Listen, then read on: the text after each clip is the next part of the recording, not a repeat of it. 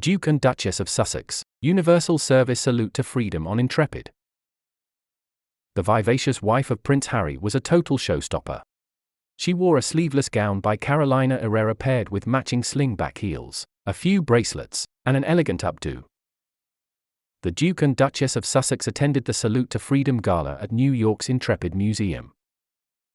Prince Harry, the Duke of Sussex, served in the British Armed Forces for 10 years. Prince Harry's speech. Good evening everybody, it's wonderful to be back on USS Intrepid a decade after my last visit, and a lot has changed since then. Just last week, I went for a ride on the Oscar Mayer Wiener Mobile. How's that for living the American dream? Thank you, Ken, for the kind introduction. My wife and I are so grateful for your ongoing partnership, and we all deeply appreciate Fisher House's long-standing commitment to military families. On any given night, 1,000 families are sleeping at a Fisher House. It's no exaggeration to say that your services are quite literally keeping families together when they need it most, so thank you. Thank you, as well, to the Intrepid Museum for providing a community hub for those who have served, and to all the individuals and organizations here tonight who are dedicated to wrapping a sense of support around service members after they leave their posts. Those who serve and who have served offer so much to their communities, the wider public, and to the private sector.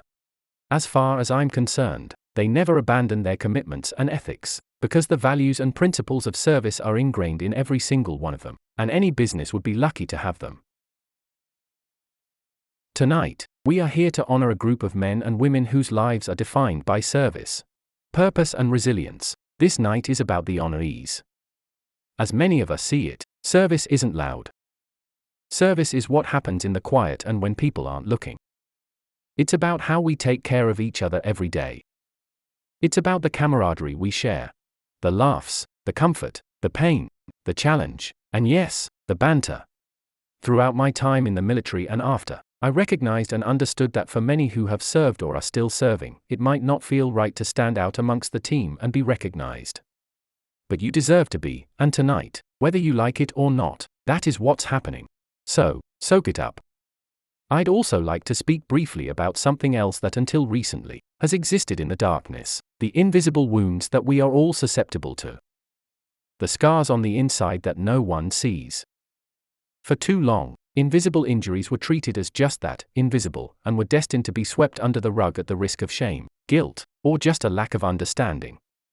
Yet we now know that the mind is just like a muscle. It experiences trauma and pain, whether in conflict or at home, whether in uniform or not. It needs training, as well as recovery and care, no matter who you are and no matter what you do.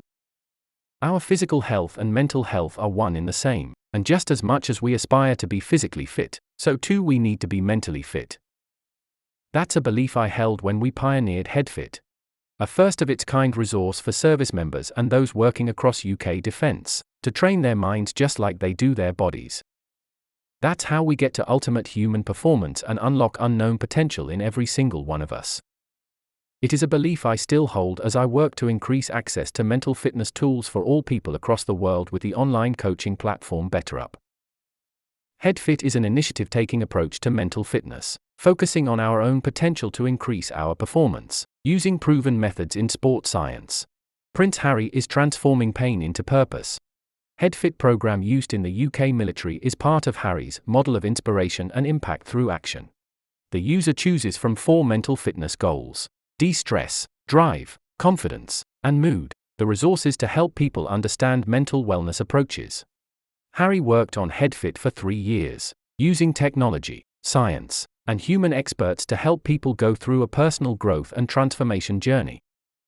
Prince Harry is a strong believer in self-optimization and becoming the best version of ourselves, with whatever life throws at us. Being ready for the next challenge, meeting setbacks with courage, confidence, and self-awareness. Prince Harry continued. Many of us in this room understand why service members often feel isolated after they come home or once they leave the forces. Wouldn't you? For years, we, and our families, orient our entire lives around the mission, the duty, the commitment, and yes, the hurry up and wait. And when we return, we long for the same feelings and contributions: self-purpose, focus, service to others, and being part of a team. I've lived in the US for close to 2 years now. I have to say, witnessing your support for all those that put themselves in harm's way in defense of our freedoms and liberties, it's remarkable and hugely respected. It reminds me of the deep reverence us Brits have for our military as well. The armed forces communities in both our countries share a special bond. And I'm grateful to have served in support of our joint allyship for many years. As we honor and reflect on Remembrance Day in the UK, which shares a date tomorrow with Veterans Day here in the US, my hope is for all of us to continue to support the well-being and recognize the value of our troops, veterans, and the entire military and service family. We and they are better for it. I served 10 years in the military, including 2 tours of duty in Afghanistan. One as an FAC on the ground and in the dust with some of you.